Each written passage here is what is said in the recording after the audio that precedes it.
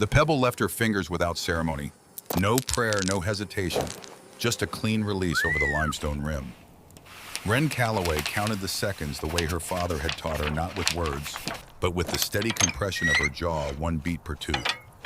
The impact came back to her as a dry, flat crack. Not a splash, not even the suggestion of moisture.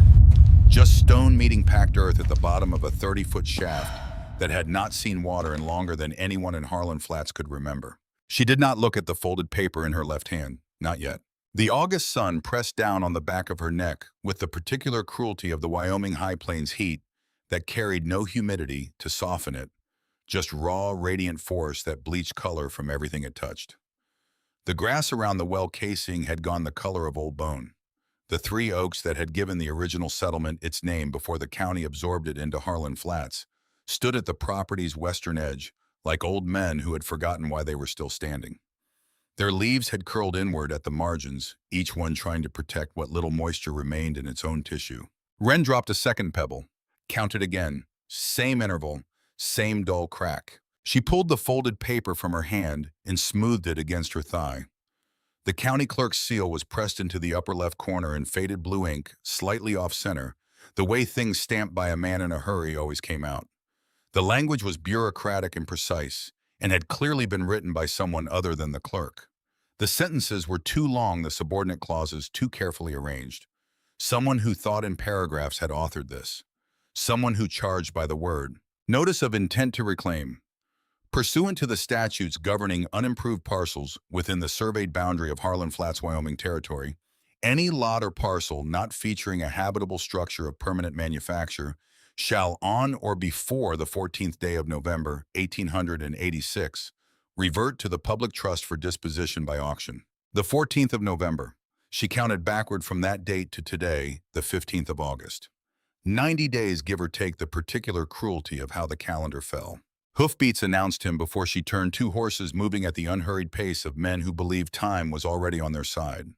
Aldous Vance rode the larger animal, a gray roan that was better fed than most of the families in the surrounding territory. Cole Bennett came half a length behind on a sorrel his hat at the precise angle of a young man who had recently been told he looked distinguished. Vance was 54 years old and wore it like an advertisement silver at his temples. A jaw that had not softened with age. Hands that had directed labor for so long they had forgotten what labor felt like. He came from Boston originally, though he rarely mentioned it now. The East was useful when you needed a bank to take you seriously, but out here the accent was a liability. He had spent 12 years sanding it down to something that could pass for Denver if nobody listened too carefully. Vance pulled his horse up 6 yards from where Wren stood. He looked at the well. He looked at the paper in her hand. He permitted himself a brief survey of the property, the sagging shed, the dead kitchen garden, the absence of livestock, and arranged his expression into something that wanted to resemble sympathy. Cole Bennett dismounted first, which meant he had been instructed to. He produced a second copy of the notice from his coat pocket and held it out toward Wren with the careful neutrality of a man delivering something he had been told not to editorialize about. Wren did not take it. She already had one. Vance's voice carried the particular resonance of a man who had learned early that volume was a form of argument. I want you to understand, Mrs. Calloway, that this is not personal. The county has a legitimate interest in ensuring that parcels within the surveyed territory are put to productive use. Your husband, God rest him, had been given multiple opportunities to discuss a fair arrangement. I'm extending that same courtesy to you. Wren was looking at the well. She had been looking at it since before he arrived. Her voice carried the flat clarity of someone reading a measurement aloud. Does the notice specify which direction a habitable structure must face, Mr. Vance? Vance paused. The question did not fit any of the conversations he had rehearsed on the ride out. He glanced at Bennett, who offered nothing useful. I beg your pardon. The notice. She held it up not to show him, but to indicate the specific document she was discussing. It says habitable structure of permanent manufacture. It doesn't say above grade. It doesn't say load-bearing timber frame. It doesn't specify orientation. I'm asking whether there is a directional requirement I've missed in the language. The silence that followed lasted 4 full seconds. Vance covered it by adjusting his reins. A tent is not a house, Mrs. Calloway, and a hole in the ground is not a farm. He let that sit, then added with the measured generosity of a man who enjoyed displaying it. I'm being fair with you. Your husband has been gone since spring. The property has produced nothing but debt. Take the compensation move to Cheyenne, start again somewhere with less history attached to it. You're a capable woman. You'll land on your feet. Wren folded the notice along its original creases. She did it slowly with the precision of someone who intended to keep the document in working condition. She tucked it into her coat pocket. She looked at Vance for the first time directly, eyes the color of weathered flint, neither warm nor hostile, the eyes of a woman who had made a decision before this conversation began. "Thank you for riding out," she said. Vance waited for more. There was no more. He turned his horse without another word, and Bennett followed in a scramble of poorly concealed confusion, and the hoofbeats retreated down the road toward Harlan Flats with the gradually diminishing confidence of men who had expected a different outcome. Wren stood at the well until the dust they raised had fully settled. Then she knelt at the rim and pressed her palm flat against the stone casing. The fieldstone was warm on the surface from the afternoon sun, but she could feel, or imagine she could feel, which amounted to the same thing, the coolness radiating from the shaft below. The earth had its own memory. Her father had told her that in the particular Irish-inflected cadence that still surfaced in her thoughts when she was very tired or very certain of something. Below the frost line, the earth remembers summer. You don't fight the cold Wren, you go underneath it. She had been 14 when he said it, standing beside him in the dark of a mine shaft outside Laramie, while he took readings with a thermometer on a string. The mine had been decommissioned, the veins played out, but Orrin Calloway had been hired to assess the structural integrity of the remaining shafts for a company that thought there might be secondary deposits worth chasing. He had taken her along because her mother was already 3 years in the ground, and because he understood in the practical way of engineers that a child who learned to read soil would never be entirely helpless. She remembered the thermometer coming back up on the string. 55 degrees Fahrenheit. The surface above them had been 91 that August afternoon. She had not thought about that reading in years. She was thinking about it now. Wren went inside being a two-room structure that would not have qualified as substantial, even in the generous standards of the territory, and lit the kerosene lamp on the table. She sat down with Orrin Calloway's ledger, which she had not opened since the week after Thomas disappeared. The leather cover had a quality of having been handled a great deal soft. In the places where a thumb naturally rested slightly stiff along the spine from moisture, it had absorbed and dried through multiple cycles. She opened it to the back. The diagram was on the second to last page. She had seen it before, but understood it the way you understand a word in a foreign language before you've ever needed to use it, by shape, not by meaning. It was a cross-section drawing rendered in her father's meticulous draftsman's hand, showing a vertical shaft descending through labeled strata. Each layer was annotated surface clay, compressed silt, transition zone, shale bearing, and then a dotted line marked with an arrow, and the notation average annual temperature, approximately 55 degrees Fahrenheit/constant. Below the dotted line, her father had written in the smaller hand he reserved for conclusions: thermal mass, infinite effective capacity, no fuel required, seasonal lag, approximately 6 to 8 months. On the final page, in a handwriting that was slightly less precise than his working notes, the handwriting of a man writing late and tired, was a single paragraph. She read it twice to be certain she understood it correctly. The well on the Calloway parcel northeast quarter was surveyed by me in 1871 and found to be dry due to a shale barrier at 28 feet preventing downward percolation. This is not a failure of the land. The shale makes the base as stable as poured concrete. The shaft itself, being 4 feet in diameter and lined with fieldstone to 8 feet by the previous owner, represents approximately 80% of the preparatory work for a subterranean structure of considerable viability. Below the frost line at this elevation, temperature will remain at 55 degrees year-round. The passive ventilation principle I documented in the Laramie survey would apply directly. If the well is ever to be of use, it will not be as a water source. Below the frost line, the earth remembers summer. Don't fight the cold Wren. Go underneath it. She sat with the lamp and the ledger for a long time. He had addressed it to her. Not to Thomas, not to the abstract future owner, not to himself as a reminder. To her by name in a mine shaft assessment dated 15 years prior. He had known she would be the one to read it. He had known, or suspected, or hoped, she could not determine which, and it did not matter which, that someday the well would be all she had, and that she would need to understand what it actually was. The lamp burned down a quarter-inch before she closed the ledger. The tripod hoist was in the shed, collapsed into its three-component legs, entangled with a length of chain that had no obvious origin. Thomas had acquired things with the easy optimism of a man who believed every piece of equipment would eventually find its purpose. The chain had apparently not found its purpose yet. Wren untangled it in the dark of the shed by feel-working each link loose from the ones it had caught on and set it aside. The tripod legs were sound iron banded at the feet, with the original bolt hardware still threaded through the crown joint, only slightly rusted. She carried it to the well in 3 trips. The rope she had was a 50-foot length of hemp that Thomas had used for pulling fence posts. She tested it by wrapping 3 loops around the tripod crown and putting her full weight against it. The tripod flexed, but held. She rigged the single block and tackle she owned, 1 fixed pulley, 1 traveling pulley, the mechanical arrangement that her father called a 3-to-1 purchase, meaning that pulling 35 pounds of rope would lift a 100-pound load. Her hands were not soft. They had not been soft since she was 19 and first started working the property alongside her husband.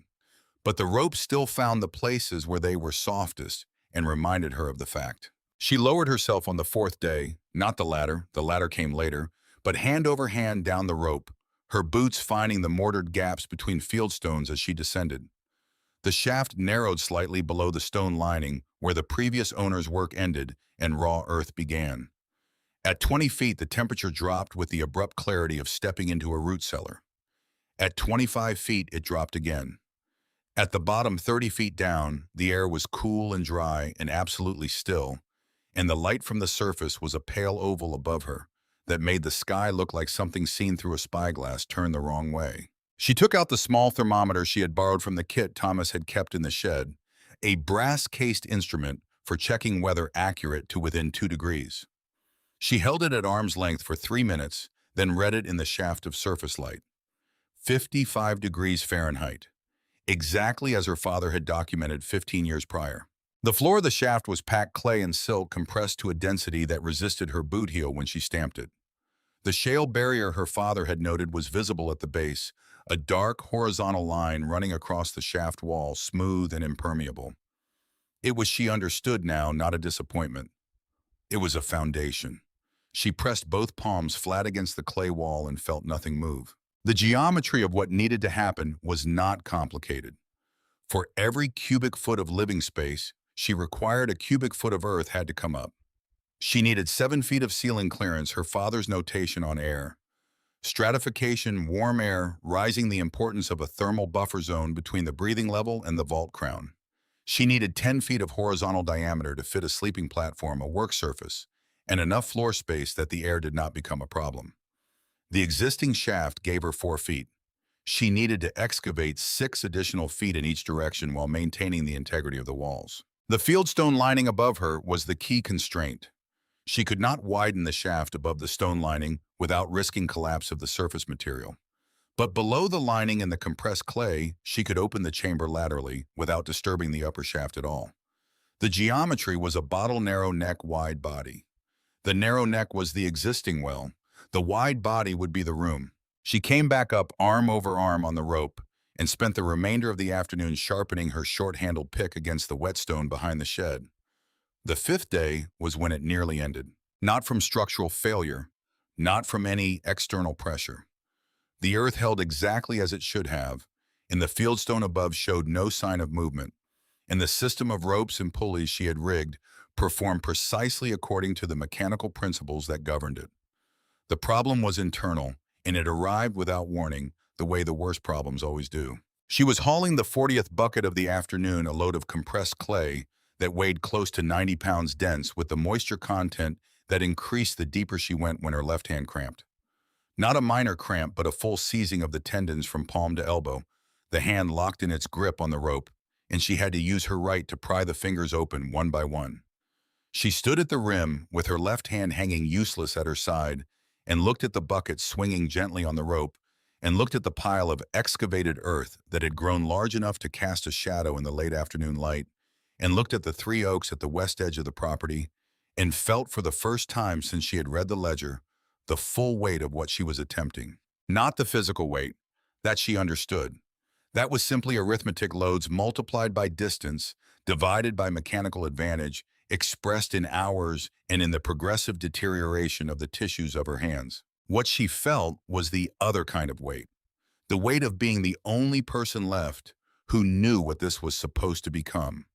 Oron Calloway had known, and he was gone. Thomas Calloway had known, she was certain of it. Now had been certain since she found the ledger, because Thomas had refused every one of Vance's offers, even when the money would have solved immediate problems. Even when Wren herself had wondered aloud whether holding the land made practical sense. Thomas had held the land because he understood that the land was not primarily land.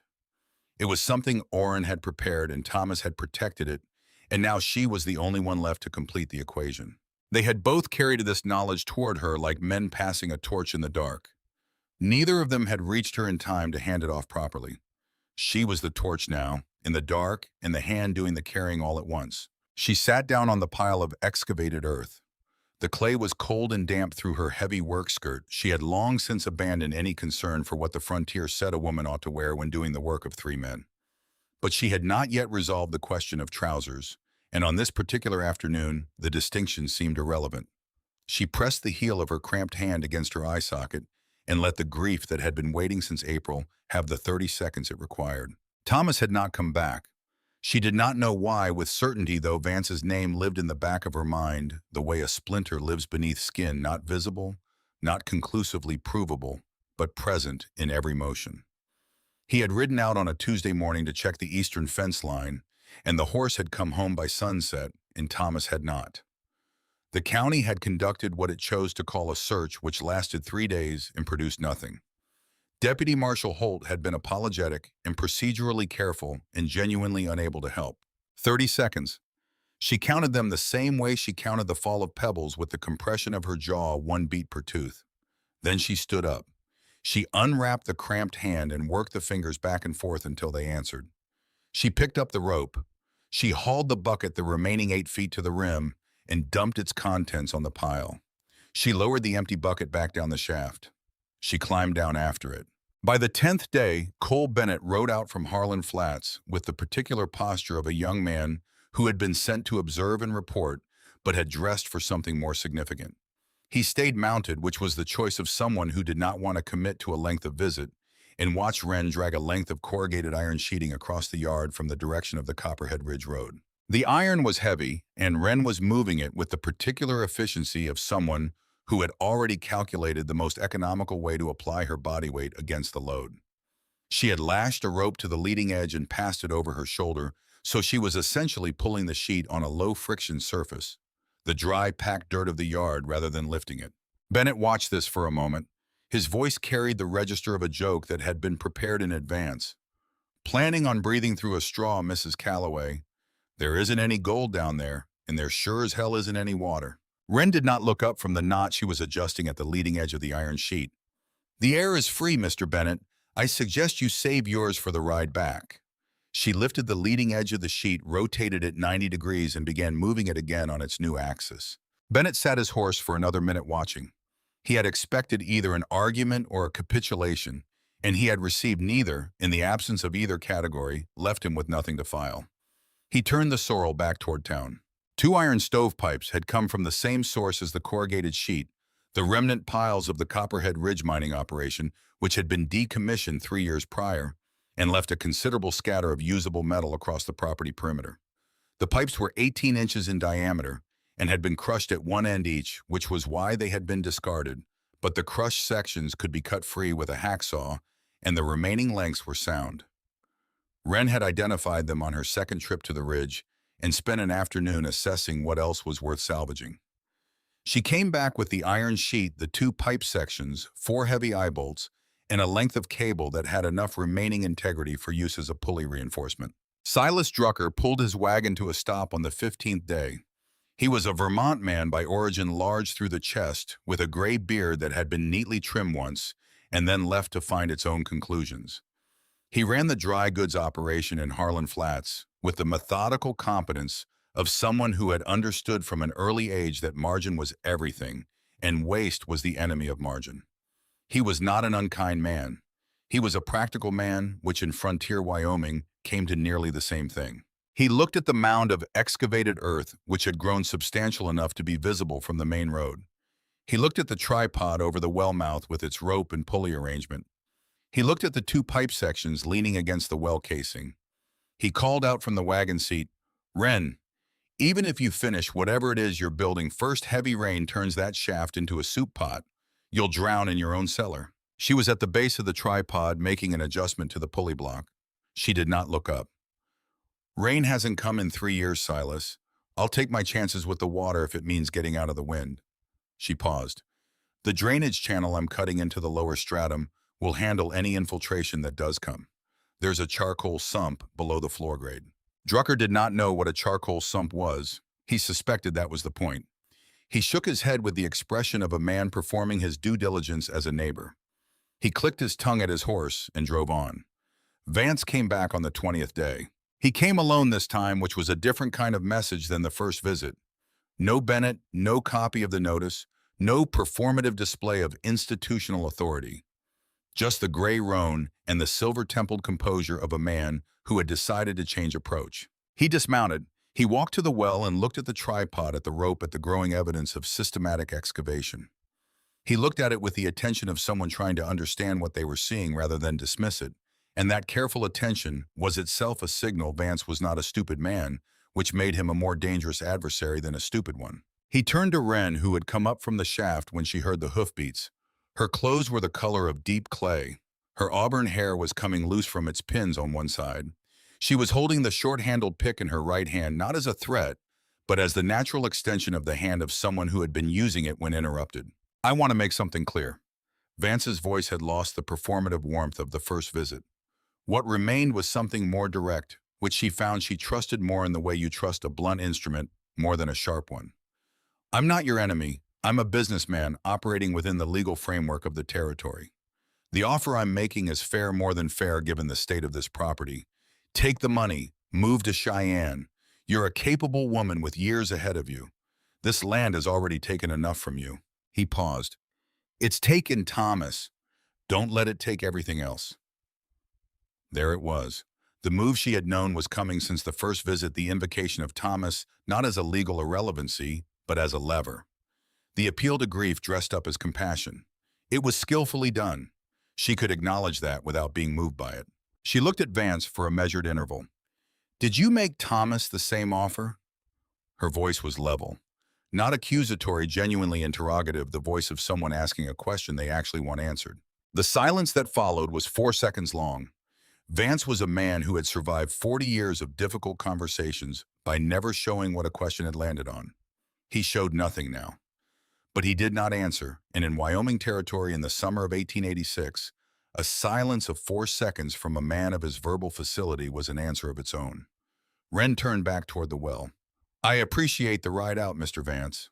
He stood there for a moment longer, his gray roan shifting weight from one foreleg to the other in the August heat. Then he mounted and rode. By the end of September, the floor of the shaft had been opened from a 4-foot circle into a chamber 10 feet across at its widest point. The work of the first weeks had been primarily vertical, establishing the ceiling height at 7 feet, which required dropping the floor another 3 feet below the existing shaft base. The ceiling vault she had shaped by hand, following the natural compression lines of the clay, guiding the arch rather than cutting against it. Her father's ledger described the principle as adapted from Roman drainage engineering. A dome distributes load in every direction simultaneously. A flat ceiling concentrates it at the edges. The earth above wanted to push down. She gave it a shape that turned that push into a structural embrace. The walls she was building from the fieldstone she pried from the surface around the property stone that had no other use, being too irregular for conventional construction, but ideal for dry stack work below grade. Each stone went in tilted slightly outward, using the surrounding earth pressure to lock the entire ring into a self-reinforcing arch. No mortar, no fasteners. The earth was the fastener. Press inward and the structure tightened. The more the earth bore down, the more stable the interior became. It was a system that grew stronger under the conditions most likely to threaten it. She understood this was not a coincidence. Her father had understood it too. The rhythms of excavation had settled into her body the way any sustained physical work eventually does, not comfortable exactly, but integrated the demands of the task distributed across muscle groups that had adapted to the specific geometry of the work. Strike the clay, fill the bucket, climb the ladder, haul the rope, dump the load, climb back down. She had stopped counting buckets somewhere in the second week. Counting made the day longer. What she had not stopped doing was planning. In the evenings after the light failed and the surface was too dark for safe work, at the shaft she sat with the ledger and a piece of charcoal and worked through the ventilation problem. The passive system her father had noted in the Laramie survey was documented in the ledger in schematic form: an intake pipe buried at a sufficient depth to temper incoming air, a baffle plate at the shaft opening to create a low-pressure zone, the differential between the two producing a continuous gentle exchange that required no mechanical assistance. The challenge was the pipe installation. She needed to trench 30 feet of conduit from a point upwind of the shaft at a depth consistent enough to maintain ground contact throughout its length. She dug the trench by hand on the 43rd and 44th days, working the pre-dawn hours when the surface was coolest. The trench ran northeast from the well mouth, angling away from the prevailing wind direction, and she buried the pipe section 18-inch diameter iron, sealed at the joints with packed clay at a depth that varied between 4 and 6 feet. The intake opening at the far end she capped with a fine mesh of salvaged window screen to keep out debris. The output end she directed into the chamber through a hole she cut in the lower wall, below the sleeping level, ensuring that incoming air would warm further as it rose through the chamber before reaching the breathing zone. The second pipe, the exhaust, she installed vertically through the vault crown, extending it 6 inches above surface grade and capping it with the corrugated iron sheet bent into a curve.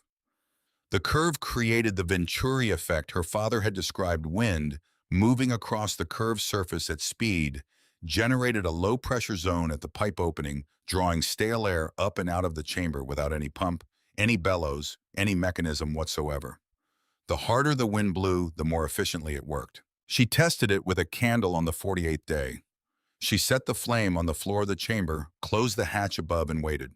In 3 minutes, the flame inclined not toward the intake, but away from it, drawn toward the exhaust column by the circulation she had engineered. The candle did not go out. It bent, steadied, and burned straight. The system was working. What Harlan Flats made of the growing mound of pale clay on the Callaway property was largely what Harlan Flats made of everything. It did not understand a source of jokes that served the double function of entertainment and anxiety management. The jokes required a name, and the name that settled was the one Bennett had brought back from his first ride out, the Badger Widow, burrowing herself into the earth because she had no other options, because grief had loosened something in her that a more sensible woman would have kept secured. Wren heard the name twice before she stopped going into town for anything she could defer. She did not find the name offensive. Badgers were not sentimental about the surface. They understood that what mattered was what was below it. The day Deputy Marshal Holt rode out, she was installing the baffle plate above the shaft mouth. He was 45 years old and had been in the territory long enough to have seen most varieties of desperation and most varieties of ingenuity, and he had learned to distinguish between the two, though he did not always find the distinction comfortable. He sat his horse at the property edge and watched her work for a full 10 minutes before dismounting. He held a folded paper in his hand that was not the original notice. Vance filed a supplemental argument with the county recorder. He was not comfortable delivering this. She could tell by the way he held the paper down at his side, the way you hold something you're not certain you should be handing over. Claims a subterranean excavation can't meet the statutory definition of a structure regardless of habitability. His lawyer is arguing the word structure implies above-grade construction by common understanding. Wren set down the iron baffle and read the paper he finally extended. She read it twice the way she read everything that had legal consequence, once for the surface, meaning once for the architecture underneath. The notice says habitable structure of permanent manufacture. She handed the paper back. It does not say above grade. It does not say timber frame. It does not say any specific method of construction. She met his eyes directly. Mr. Holt, I'd appreciate you writing that down somewhere official before the 14th of November, so there's a record that the question was raised and the language was examined. Holt looked at her with the frontier lawman's particular relationship with plain truth. He respected it the way you respect a tool that works as advertised. I can't sign off on anything until I see the finished structure. But I'm also not signing Vance's supplemental. The language is what it is. He rode back to town. Wren picked up the baffle plate. She had 41 days. On the 58th day of the 90-day period, Silas Drucker stopped his wagon again. The mound of excavated earth was now tall enough to cast a meaningful shadow in the late afternoon sun. The two iron pipes protruded from the ground, one horizontal capped with its curved iron baffle, one at a slight angle 30 feet away, where the intake trench ended. They looked from the road like the remnants of some industrial project abandoned before completion. Drucker climbed down from the wagon seat without being invited. He walked to the well mouth and looked at the system of ropes and pulleys at the ladder descending into the shaft, at the iron hatch cover leaning against the casing that was clearly intended to seal the opening once the work was complete. "Can I go down?" he asked. Wren, who had just come up with a load of cut stone for the interior facing, gestured toward the ladder. He went down slowly, a large man negotiating a ladder with the careful deliberateness of someone who had spent a lifetime treating falls as events that happened to other people. At the bottom, he stood in the chamber and turned slowly in place. The vault ceiling curved above him, smooth and unbroken. The walls were faced with fitted stone, the joints tight enough that a finger could not find purchase between them. The floor was level, packed to a hardness that resisted his boot. The air he inhaled, consciously testing it, was clean, dry, cool without being cold. He put his hand up toward the exhaust column and felt a faint, steady draw. He stayed down there for 8 minutes. When he came back up, he stood beside the well mouth and looked out across the property with an expression she could not immediately categorize. It was not the expression of a man revising a joke. It was something that required more interior work than that. "I owe you an apology," he said finally to the middle distance. "Not yet," she told him. "Come back in November." He nodded, which meant he understood both what she was saying and what she was not saying. He climbed back on his wagon and drove away, and Wren watched him go with the particular attention she gave to things that might matter later. The first frost came on the 20th of October, exactly when the oldest rancher in the territory had predicted it would. It arrived overnight without drama, no ice storm, no theatrical drop in temperature, just the quiet transformation of standing water into a thin, translucent skin by morning. The grass around the well casing went silver. The ruts in the road hardened into permanent records of the last wagon that had passed before the freeze. Wren had moved the last of what she needed below on the 63rd day. The bedroll, on its raised platform, the lamp, the ledger, the small crate table, a week's worth of dried provisions in a sealed tin. The iron hatch, when she pulled it shut from below and dropped the interior bolt, sealed with a finality that was almost audible. The sound of the planes disappeared. Not diminished, disappeared. What remained was the sound of the Earth's own interior processes, which turned out to be no sound at all. An absolute stillness that was not the stillness of empty space, but the stillness of mass, of depth of material that absorbed vibration the way a deep lake absorbs a thrown stone. She held the thermometer at arm's length in the chamber and counted 3 minutes. 55 degrees. The frost line had come, had found the surface, had not reached her. She slept well for the first time since April. On the 45th day of the 90-day period, late September, before the frost had come, she had discovered the sabotage. She had come up at first light to begin hauling the final interior stonework and found the shaft mouth partially blocked. Not collapsed, but deliberately filled. Someone had lowered perhaps 2 cubic feet of loose rock and broken clay into the opening during the night, enough to set back her work by 2 full days, timed with the specific precision of someone who understood her schedule well enough to know where 2 days would hurt most. She stood at the rim for a long time. The sun was barely above the eastern ridge. The road to Heartland Flats was empty in both directions. The dew had not yet burned off the sparse grass, which meant the ground held whatever impressions the night visitor had left in cleaner detail than the afternoon would have permitted. She found the hoof prints 18 feet from the well mouth in a patch of soft ground near the water barrel. 2 horses both shod the right forefoot of the larger animal, carrying a slightly elongated shoe, a detail she recognized from the impression left in the mud near the gate on Vance's first visit.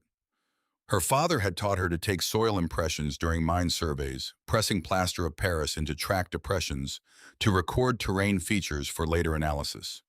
She mixed a small quantity from the sack she used for interior wall work, poured it carefully into the deepest print, allowed it to set for 40 minutes in the cool morning air, then lifted the cast and wrapped it in cloth. She labeled it with the date and charcoal on the cloth exterior. Then she spent the remainder of the morning clearing the debris from the shaft. That afternoon, she strung a perimeter of fine-gauge wire between 6 iron stakes driven into the ground around the well mouth at ankle height. She ran the wire through a small eye bolt she had threaded into the timber brace at the shaft rim, then down the interior wall of the upper shaft to a small brass bell hung on a nail below the surface of the hatch. If anything crossed the wire from any direction, the bell would move. Not loudly would announce the system. Quietly in the particular frequency that sleeping ears catch, because it does not belong to the inventory of expected night sounds. She went to sleep at 9. The bell rang at 2:20 in the morning. By the time she had unbolted the hatch and climbed the ladder, whoever had come was gone. What remained was a single severed wire end, not broken under a stumbling boot, but cut cleanly the cut of someone who had noticed the system and chosen neutralization over retreat. She stood in the dark holding the cut wire end. The cold was sharp enough to find the gaps in her coat immediately. No moon, the road invisible, hoofbeats already absorbed by distance and dark. She went back down. She sat on the edge of the sleeping platform with the cut wire in her hand, and she understood that the situation had clarified. Vance was not running a bureaucratic campaign with a backup plan of harassment. The harassment was the primary campaign. The notice of reclamation, the legal supplemental, the late-night visits, these were sequential pressure, each escalation calibrated to the response of the previous one. He had expected the first harassment to produce surrender. When it had not, he had moved to something more considered the clean cut of the wire, the message of it. I know what you've built. I know how to interfere with it. I am watching. She rewired the perimeter the next morning with a doubled strand at half the original height. She added 2 additional bells offset from the first set at frequencies that required simultaneous motion to ring in concert. She was not trying to catch anyone. She was trying to make continued interference expensive enough in time and risk that the cost-benefit calculation shifted. The wire was not touched again. On the 60th day, both Drucker's wagon and Cole Bennett's horse arrived within an hour of each other, which she had not arranged but which produced something useful anyway. Bennett came first riding with the slightly elevated posture of a man on an assessment mission. He stayed mounted, watching as Wren hauled a load of plaster aggregate from the surface bucket. The 3-to-1 purchase was visible in operation, the 100-pound load rising smoothly under 35 pounds of pulling force, Wren's body managing the task with efficient economy, the system functioning exactly as its mechanical principles predicted. He produced a small leather notebook. Mr. Vance wants a progress assessment. Wren set the load down on the rim without looking at him. The structure is 70% complete. Interior walls are faced. Ventilation is operational. Waterproofing is ongoing. She picked up the bucket. Tell him he's welcome to come see it himself. Bennett wrote something or made a show of writing something and rode back toward town. Drucker arrived 40 minutes later. He did not ask permission before climbing down the ladder. He was in the chamber for 11 minutes. When he came up, he stood at the rim with an expression that had moved past cautious revision into something more settled. The air down there, he said, working towards something. It doesn't smell like a hole in the ground. The charcoal behind the stone facing absorbs moisture before it can pool. The ventilation exchanges the air volume completely every 4 to 6 hours without any mechanical assistance. She paused. Your cellar in town smells like a hole in the ground because it has no air exchange. This does. Drucker's hand went to his beard. He looked at the 2 pipe protrusions, the intake end 30 feet northeast, the exhaust curl at the shaft mouth, with the attention of a man reprocessing information he had categorized incorrectly the first time. How warm does it stay? 55 degrees. It won't vary more than 2 degrees in either direction regardless of surface conditions. He was quiet for a moment. The wind moved through the dry grass. That's warmer than my store in February. It will be warmer than your store in December. She said it without inflection, as a statement of physical fact rather than a point scored. It will also be warmer than your store in December of every year from now until the structure fails, which it will not do in your lifetime, or in the lifetime of anyone you know, because compressed clay and fitted stone under earth pressure does not rot, does not burn, does not blow away. Drucker nodded slowly. He looked at the mound of excavated earth at the iron hatch cover at the horizon to the northwest, where something in the sky's coloring had been wrong for 2 weeks in a way nobody had yet named. Then he climbed back on his wagon without another word, which was not the response of a man dismissing what he had heard. It was the response of a man who needed to go somewhere quiet to reassemble what he thought he understood. On the 70th day, the 24th of October, 4 days after the frost had settled into the ground, Deputy Marshal Holt rode out for the second time. He carried no paper, which meant the visit was his own. He dismounted at the property edge, tied his horse walk to where Wren was mixing the final plaster batch, and crouched down to look at what she was doing without asking what she was doing, which she took as the courtesy it was meant to be. "Vance retained a lawyer from Laramie," he said. "Name's Whitmore.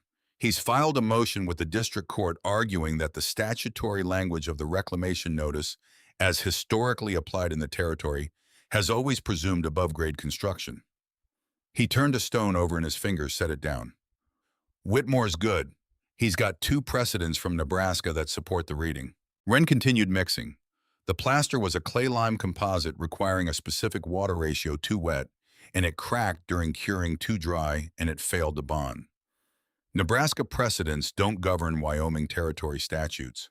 No, but they inform the district judge's interpretive tendency, which Whitmore knows. Holt set the stone down. "Judge Alderman is in Laramie. He's not a corrupt man, but he's an old man, and old men tend to interpret language the way they were taught to interpret it, which is to say in ways that didn't anticipate anyone building downward." He looked at her directly. "You've got 25 days. Whatever you're finishing, finish it so that there's no room for interpretation at all. Make it so complete that the argument becomes embarrassing." She looked up from the plaster. "Why are you telling me this?" He was quiet for a moment. "Because the law says habitable structure of permanent manufacture, and what you've built is exactly that, and I intend to say so on the 14th of November. He stood, dusted his knees, walked back to his horse. "Finish it well, Mrs. Calloway." 25 days. The final phase required a different kind of attention than the excavation had. Excavation was arithmetic volume and labor out time as the conversion factor. Finishing was architecture, and architecture was the discipline of understanding how materials failed over time rather than how they succeeded in the moment. The plaster coat had to be applied in 3 successive layers, each layer allowed to cure, before the next went on, each layer progressively thinner and smoother. Rush the curing and the bond between layers became a structural vulnerability. Get the mixture wrong in any single batch and the error propagated through the entire surface above it. She worked 16 hours a day. The sleeping platform she had built from the heaviest crate lumber, raising it 8 inches above the floor level on 4 short legs. Elevation mattered. Cold air settled to the floor. Warm air rose toward the vault. The platform located her body in the most thermally favorable zone during sleep. She fitted the hatch cover with its insulating layer dried prairie grass, packed between 2 sheets of salvaged iron, and tested the seal by closing it fully from below and listening for wind. There was no wind. The hatch fit with the solidity of something made to stay shut. On the 81st day, she was working on the final plaster layer along the northeast wall when the lamp guttered. Not from low fuel, she had refilled it that morning. It guttered as though something had disturbed the air in the chamber. She turned. The hatch above was closed. The intake pipe was delivering its usual tempered flow. She held very still. The lamp steadied. Then it guttered again, twice in rapid succession, in a rhythm that was not the rhythm of the ventilation system. Someone was standing over the shaft mouth on the surface, blocking and releasing the exhaust opening with their body. She did not go up immediately. She sat in the chamber and considered the information.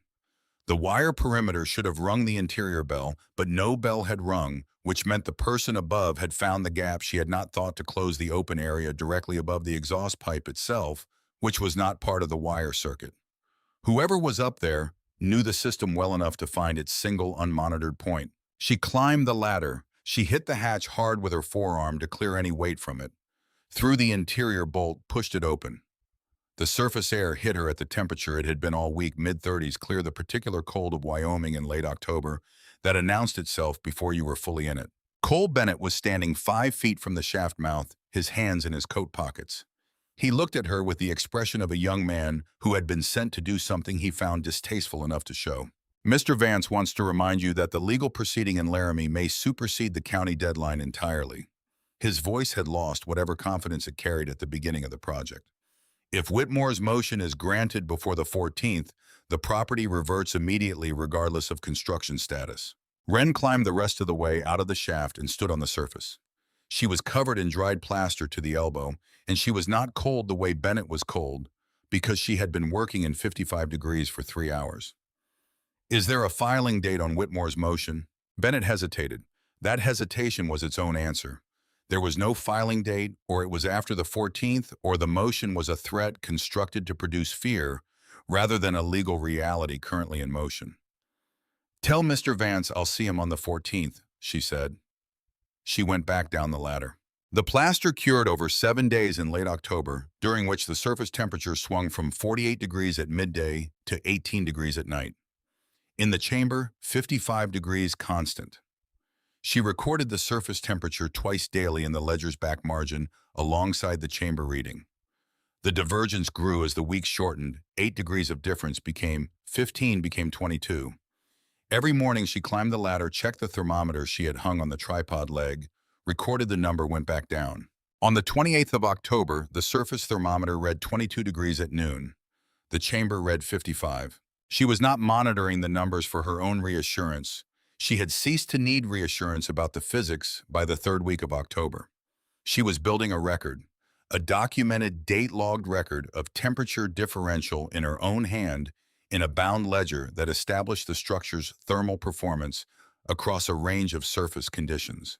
If Whitmore wanted to argue the space was not habitable, she would produce 37 days of documentation showing it was substantially more habitable than the judge's own courtroom when the Wyoming winter arrived.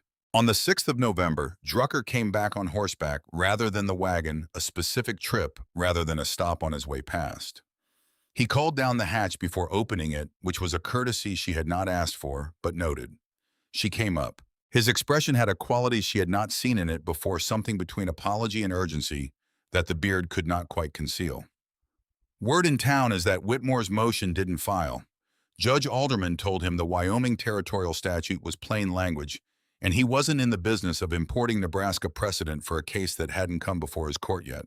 He paused. It'll be just Vance and Holt on the 14th. Maybe a lawyer to take notes. She waited. There was more. People are talking about what you've built. Not kindly mostly, but they're talking. Another pause longer. My wife sent this. He produced a cloth-wrapped package from his coat pocket, the size and shape of something baked still warm, which meant he had ridden faster than his usual pace to get it here in that condition. Wren took the package. She did not open it in front of him. The old-timers are watching the sky, he said. Jeb Alcott told me last week he's seen this color before. 1872 says whatever's coming is coming before Christmas. She looked northwest. The sky in that direction had carried a bruised undertone for 2 weeks now, not the gray of ordinary cloud cover, but something with more purple in it, a color that seemed to come from a lower atmospheric layer than clouds normally occupied. She had been watching it too. Did Alcott say which week? No, just said before Christmas. Drucker gathered his reins. Finish whatever's left to finish, Wren. He said it not as advice, but as the expression of someone who had looked at the thing she had built and understood in some not fully articulate way that what happened next mattered beyond the property line. He rode back toward town. She unwrapped the package. Cornbread still carrying the residual warmth of an oven it had left an hour earlier. She ate half of it at the surface, looking northwest, then took the rest below. The 14th of November arrived with a clear, cold sky, 27 degrees at dawn, climbing to 31 by mid-morning, the sun offering light without heat. Wren was up at first light. The chamber needed to be at its most presentable at the moment of assessment. Fresh oil in the lamp plaster dust swept from the floor, the bedroll arranged rather than rumpled, the candle on the work table centered. She heard the horses at 9:15. 3 animals, which was one more than Holt's last visit.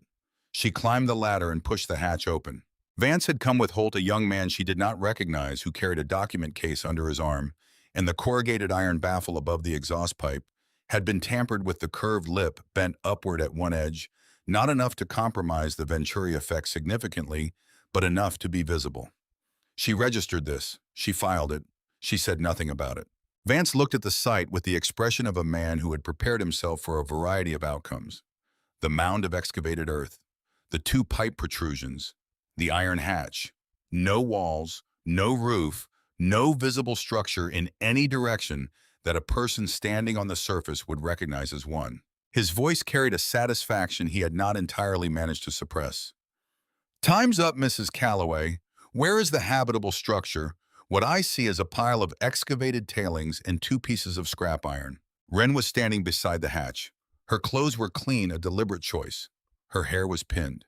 She unbolted the hatch and lifted it. A breath of warm air, 55 degrees meeting 31, moved past the faces of the men standing above. It smelled of dry lime and clean earth and the particular mineral quality of deep stone. Not of damp, not of mold. She stepped back from the opening. 30 feet deep, braced with fieldstone and a self-supporting arch, sealed with a three-coat lime plaster, ventilated by passive atmospheric exchange. The interior temperature is 55 degrees Fahrenheit and has not varied by more than 2 degrees in 37 days of documented record. She looked at Holt directly. "More permanent than any frame construction in this county and warmer than the air you're standing in. Would you like to come down, Deputy?" Holt went down without hesitation. He was in the chamber for 12 minutes. The young man with the document case descended 3 rungs, looked at what was below, climbed back up without going further. Vance stood at the surface. He did not go down. When Holt came back up, there was a quality in his face that she had seen in Drucker's face and in the expression of anyone who stepped into the chamber for the first time after standing in the surface cold, the slight readjustment of the eyes that happened when the mind encountered something it had classified one way but needed to reclassify. "It's a house, Aldous," he was speaking to Vance. "It's got a door, it's got air, it's got a sleeping space, it's got a writing surface. The walls are as solid as anything I've walked past in Laramie." His voice carried neither triumph nor apology, just the flat, reportorial quality of a lawman describing what he had observed. "The deed stands." Vance's jaw tightened. "This is a cellar. You cannot call a cellar a residence. You cannot live like a badger and claim the rights of a property owner." Wren's voice came out with the cadence of someone reading from a conclusion they had arrived at weeks ago. "The law says habitable structure of permanent manufacture. It does not specify which direction the structure must face. This home will not burn in a prairie fire. It will not blow away in a cyclone. It will not collapse under snow load. It will not freeze its occupant when the fuel runs out at 2 in the morning." The pause she let fall was not dramatic, just the pause of someone choosing their final word with care. "Can you say the same for your office, Mr. Vance?" Vance looked at her. Something moved through his expression that was neither fury nor concession, a recognition of a kind that had nothing to do with legal strategy or property valuation. He was a man who understood power, and the specific form of power he was looking at had no mechanism he could purchase or file against or wait out. He turned to the young man with the document case and said something at a volume she could not hear. The young man nodded. Vance mounted the gray roan without looking at her again.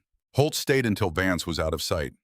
Then he looked at the 2 iron pipes at the hatch at the mound of excavated earth that had been 45 days of her body's labor. "I'll have my written assessment filed with the county recorder by end of week." She watched him ride. The sky to the northwest had deepened overnight into something that was no longer a color she had a name for. The old-timers had said before Christmas. She went back down the ladder. The sky broke on the 3rd of December. Not gradually, not with the preliminary theater of an ordinary storm. The advancing cloud shelf, the dropping barometer, the 2 or 3 days of atmospheric warning that gave a territory time to prepare. It broke the way a dam breaks with a pressure event so sudden that the horses in Harlan Flats turned simultaneously toward the northwest at 11 in the morning on a Tuesday and stood motionless for 30 seconds in the particular paralysis of animals receiving information through channels that humans had stopped listening to centuries earlier. The temperature on the surface fell 40 degrees in 3 hours. Wren was below when it came. She had been below for most of the preceding week, the November work having shifted from construction to provisioning 6 months of dried goods arranged on the shelf she had fitted into the northwest wall, a secondary oil supply in sealed tins. The ledger updated through the previous evening with its daily temperature record. She had not been idle in the weeks since the 14th. Vance had filed nothing further. Holt's written assessment had reached the county recorder on the 17th of November as promised, and the document had been logged into the territorial record with the specificity of language that made future challenge procedurally expensive. She had read a copy twice. The language was plain. The deed stood. What she heard first was not wind. It was a change in the quality of the silence above her, a deepening, a compression, the way a room sounds different when something large enters it. The exhaust column began to work harder than usual, the draw through the chamber increasing as the surface pressure differential widened. The candle on the work table leaned 2 degrees toward the intake, then steadied. The ventilation system was responding to something the surface had not yet fully delivered. She put her palm on the hatch cover. Through the iron, through the insulating grass layer, through the outer iron sheet, she felt nothing but the faint vibration of atmosphere in motion. She did not open it. 55 degrees. The lamp burned straight. By nightfall, the sound had changed again. No longer the deep compression of pressure dropping, but a sustained roar that had no identifiable source direction because it came from every direction simultaneously. The earth above her was absorbing it, translating 65 miles per hour of kinetic fury into a low rhythmic resonance that moved through the vault walls at a frequency just below the threshold of hearing, felt in the sternum rather than processed by the ears. She sat on the sleeping platform with the ledger open to a blank page, intending to write, finding she had nothing to add to what the walls were already saying. She ate, she read, she slept, which was not indifference to what was happening above, but the deepest possible expression of trust in the physics she had spent 90 days building. In Harlan Flats, the physics were delivering a different lesson entirely. The frame construction that Vance had sold and promoted and defended at every county meeting for 6 years was demonstrating in real time the precise nature of its failure mode. The balloon frame houses that had seemed adequate through 3 previous winters were adequate only as long as their fuel supply exceeded the rate of thermal loss through their thin pine walls. Forced convection wind moving at speed across a surface strips heat from that surface at a rate proportional to the velocity of the air. Double the wind speed and the heat loss does not double. It multiplies by a factor that the builders of those houses had never calculated because nobody had told them the calculation existed. The wood stoves could not keep up. They had never been designed to keep up with this. Drucker's store had become a refuge. By the second night, 3 families crowded into the largest interior space available after 2 roofs gave way under the accumulated weight of 4 feet of drifted snow. He had a cast iron stove that was more substantial than the residential units fed by the cordwood he kept for sale, burning through his inventory at a rate that made the mathematics of survival visible in real time. At 20 degrees inside, with the stove consuming wood as fast as he could feed it, the breath of the children in the room hung in the air as a visible measure of what the temperature was doing. He looked at the frost creeping across the floorboards from the gaps at the wall base. Frost moving inward, which meant the cold was winning, and he thought about the number 55. He had heard it from Wren's mouth on the day he went down the ladder. 55 degrees constant, regardless of surface conditions. He had categorized it at the time as impressive, as technically interesting, as evidence that she was not the person the town had been discussing. He had not until this moment understood that 55 degrees was the difference between where he was standing and the specific outcome he was now calculating for the youngest children in the room. He looked at his neighbor Gus, who had the shoulders of a man who had worked cattle for 20 years. 2 miles up the ridge, Callaway property. There are 2 iron pipes sticking up from the ground north of the well site. He was already pulling his heaviest coat from the peg. We tie ourselves together with the rope from the back room. We use the compass from the survey kit. We do not stop for any reason until we find those pipes. Gus looked at the children. He reached for his coat without another word. They took 4 men total tied at 6-foot intervals with the full length of Drucker's best hemp rope. They left the horses. The horses would die before they covered a quarter mile. They went out through the back door into a world that had ceased to have dimensions. The wind carried crystalline snow at a velocity that made it behave less like precipitation than like a moving solid, a continuous wall of white that struck exposed skin with the particular malice of something that had been sharpened. Visibility was 3 feet in any direction. Beyond 3 feet, the world simply ended. Drucker held the compass in his right hand and the rope in his left. He counted his steps. 2 miles was approximately 4,000 steps at his stride length in normal conditions. In drifted snow, with the wind removing the possibility of a straight line, 4,000 steps became a number he decided not to calculate. He walked. The rope went taut, twice men behind him, going down in drifts, being hauled up by the connecting line. The system working exactly the way a system designed for this kind of failure should work. His beard was solid ice by the time he had covered what he estimated was half the distance. His eyes had narrowed to the degree that vision was more concept than function. He navigated by compass bearing, by the feel of the ridge slope rising under his boots, by the particular quality of ground resistance that changed when you moved from road-packed earth to the less trafficked approach to the Callaway property. He found the intake pipe with his shin. The iron was cold enough to bond momentarily to his coat wool. He followed it by feel to the well site, found the second pipe, found the hatch cover nearly invisible under an inch of ice that had formed from the condensate of the exhaust system meeting the surface cold. He beat on the iron with his fist. The sound was muffled, absorbed by the ice layer going nowhere. He beat harder. 30 feet below, in 55 degrees of absolute stillness, the sound arrived as something between a vibration in the hatch material and an acoustic event occupying the space where both categories met. Wren had been awake. She could not have said precisely when she had moved from sleep to wakefulness. The chamber offered no exterior cues, no change in light or temperature. She had simply been asleep and then been listening. The pattern of the striking was wrong for ice movement or thermal expansion. It had the irregular rhythm of intention. She was off the sleeping platform before she had consciously decided to move. The ice around the hatch rim had bonded the seal. She hit the interior face of the hatch with the heel of her hand 4 times, breaking the ice seal in sections, then threw the bolt and drove her shoulder upward against the cover with everything she had. The hatch opened into a wall of white. The temperature differential struck her face like a physical impact, the 40-degree drop between the chamber air and the surface, registering not as cold in the familiar sense, but as something closer to pressure, a sudden full-body compression. She squinted into the storm and found Drucker's face at the rim-level, ice-masked, unrecognizable as the man she knew, except for the specific posture of his shoulders, which had been the same in every weather condition she had observed them in. "Get them down the ladder." Her voice came out without the uncertainty she might have expected from someone woken into a crisis. "One at a time. Do not stop for any reason." The transition the 4 men made from the surface to the chamber was its own form of violence. The physics of it were simple: a 60-degree temperature increase encountered by bodies that had been operating at their thermal limits for 90 minutes. The frozen clothing began releasing its stored cold as it warmed the moisture, moving from solid to liquid, and then to vapor, filling the lower portion of the chamber with the smell of wet wool and ice melt, and the particular animal warmth of 4 men who had come very close to not making it.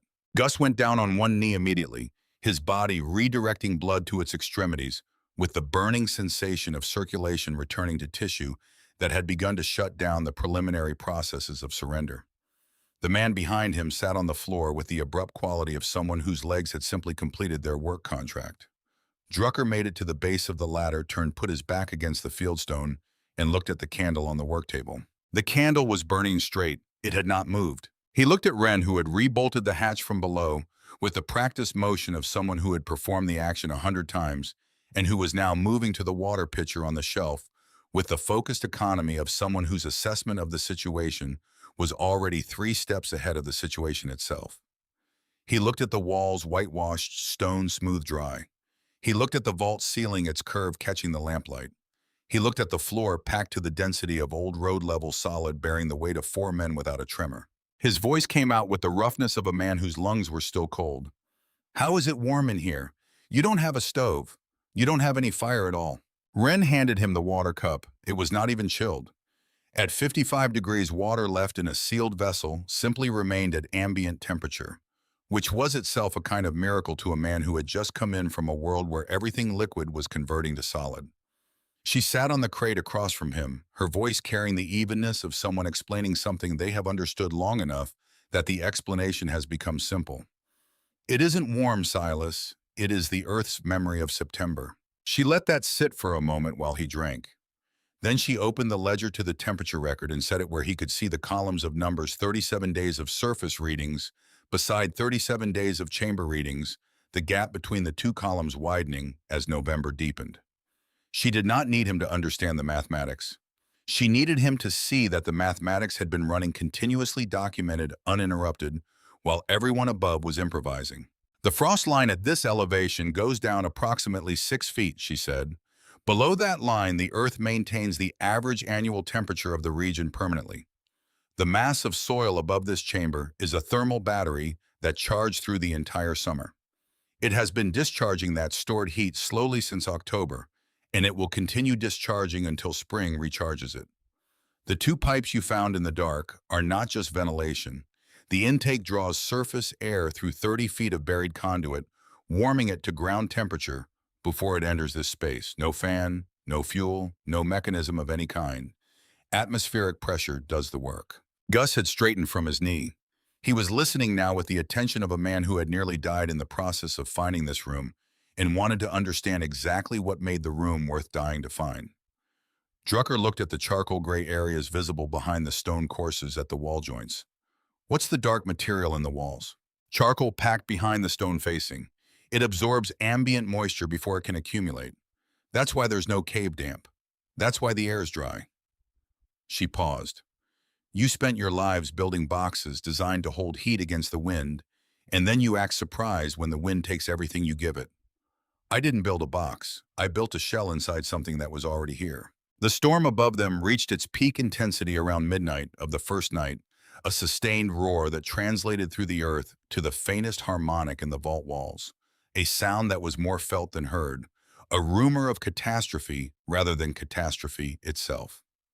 The four men slept in rotation 2 at a time on the sleeping platform, with the bedroll shared between them, 2 sitting against the wall.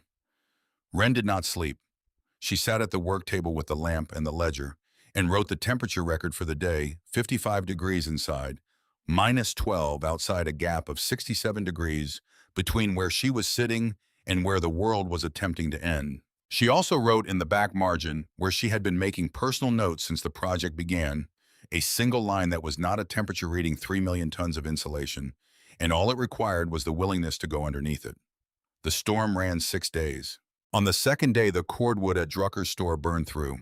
On the third day, the east wall of the structure failed under the combined weight of the snowdrift that had piled against it and the differential pressure of the interior warmth against the exterior freeze. On the fourth day, 2 more families reached the Callaway well by following the rope line that Drucker's group had left tied between the fence post and the pipe stub, a lifeline through the white that had been installed by accident and functioned as infrastructure. 8 people in a chamber built for one. Wren arranged them with the spatial logic of someone who understood that body heat at close quarters was itself a thermal resource. The chamber temperature rose to 58 degrees and held there for the duration. On the 6th day, the wind stopped with the abruptness it had arrived. The silence that followed was not peaceful. It was the silence of aftermath, the particular quiet of a world that has been scoured. When Wren pushed the hatch open on the morning of the 6th day, the light that entered was the particular blue-white of sky after a storm so bright after 6 days of lamp and candle that the men shielded their eyes before they could see. What they saw when their eyes adjusted was unrecognizable as the Harlan Flats they had left. The snow had drifted to depths that reorganized the landscape entirely.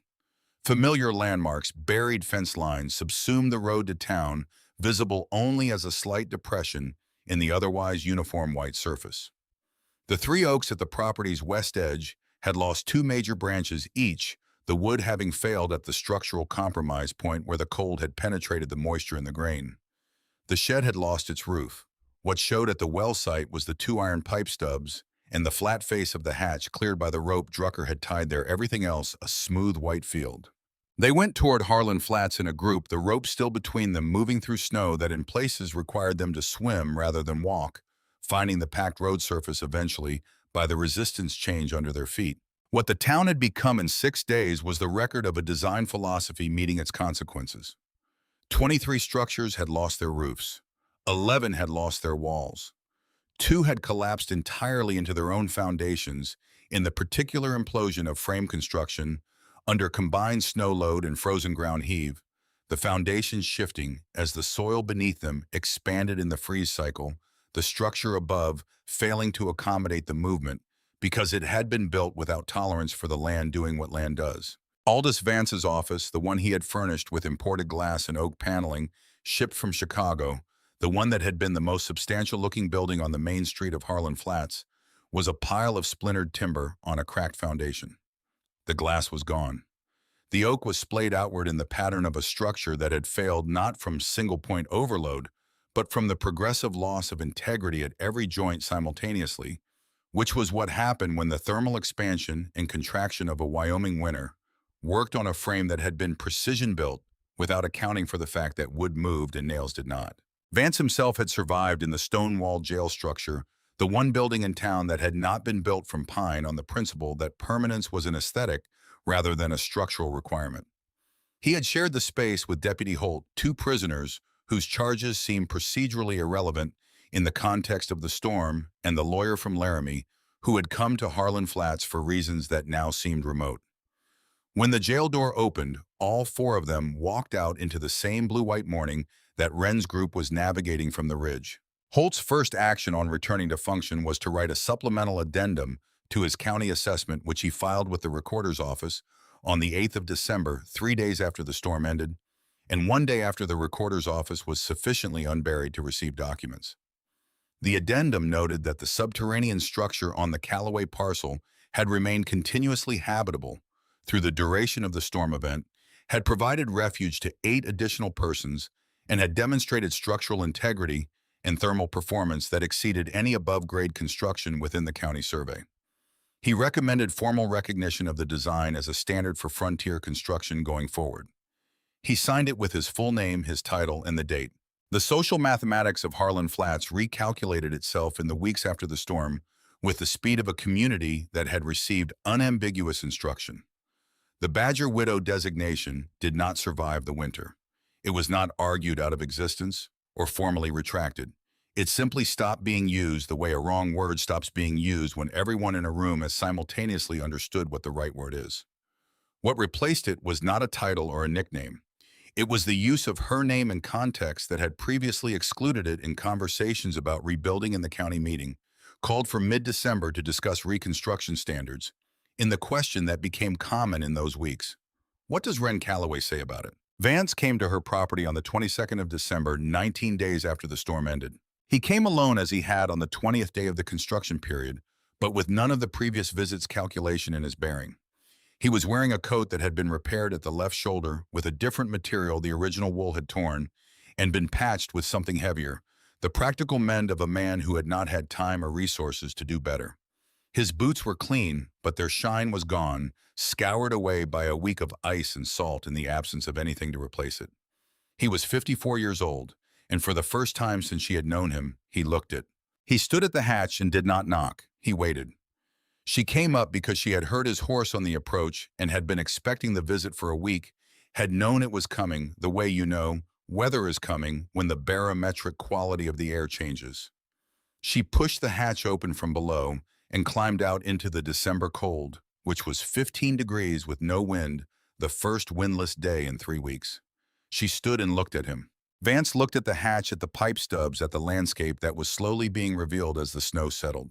His office was visible as a low mound at the edge of the town site, the snow covering the debris pile in a shape that bore no resemblance to the structure it had been. He looked at it for a moment, then looked back at her.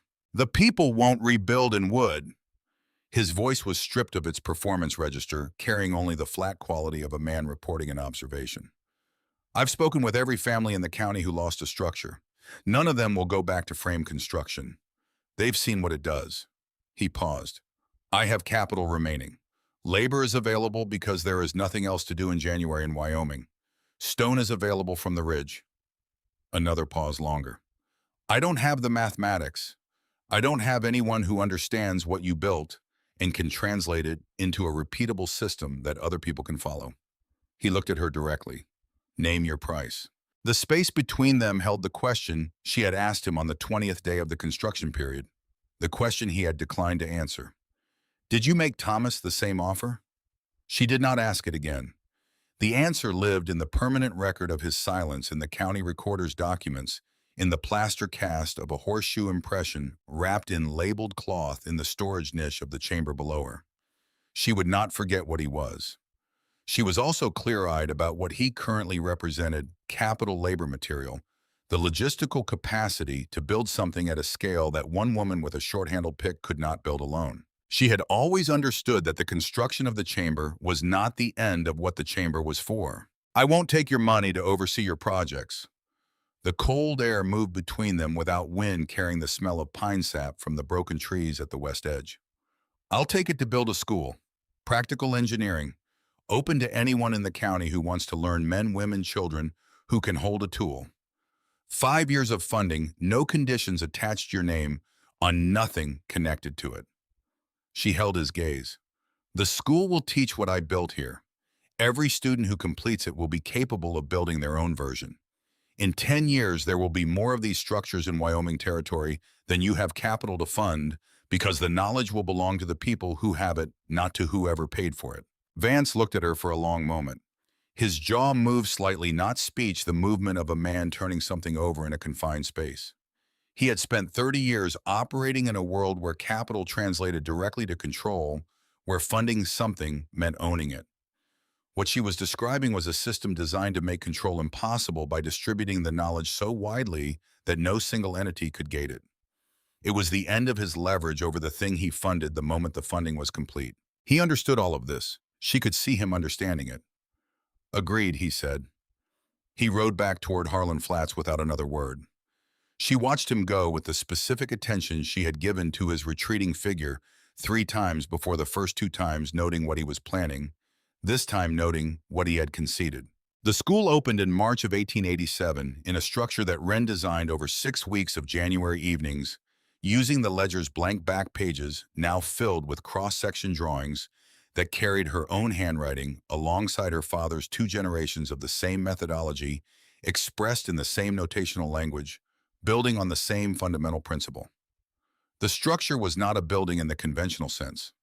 It was a half-buried classroom with a south-facing window cut into the exposed upper wall, a blackboard of smooth plaster on the north-face benches, of fitted stone with timber tops, and the same passive ventilation system she had developed for the chamber.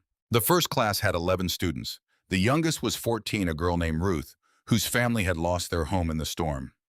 The oldest was Drucker, who sat in the back with the posture of a man who had decided that being the most senior person in the room was not a reason to be in front of it. Wren taught the way her father had taught her, not by explaining principles and then showing their application, but by placing people in the physical reality of the thing and then explaining why it was doing what they could already observe it doing. She took each student down the ladder of the original chamber in small groups, had them hold their hand near the intake opening, had them feel the temperature of the wall at different heights, had them observe the candle flame inclining toward the exhaust column. She gave them the thermometer on a string and had them take their own readings. She let the data build the argument before she supplied the words for it. The second session, 2 weeks later, had 17 students.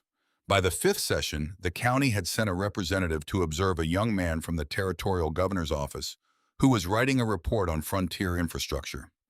He descended into the chamber, stayed for 20 minutes, came back up, and asked if he could take a copy of the cross-section drawings back to Cheyenne. Wren made him a copy by lamplight that evening in the back of a new ledger she had purchased from Drucker's store. She kept the original. The years moved through the ridge with the steady accumulation of seasons. Each spring brought new students. Each fall brought new structures, the iron pipe stubs appearing across the hillside at irregular intervals that marked habitation. The way trees mark a watershed, not where someone wanted them to be, but where the ground and the person building had reached agreement. By 1891, Harlan Flats had 43 registered subterranean residences. The county assessor who had inherited the position from a predecessor who had signed Vance's original notice listed them in the property records under a category he had created: permanent, earth-sheltered construction Callaway method.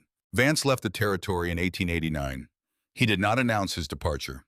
1 week his name appeared in conversations about county business, and the following week it did not.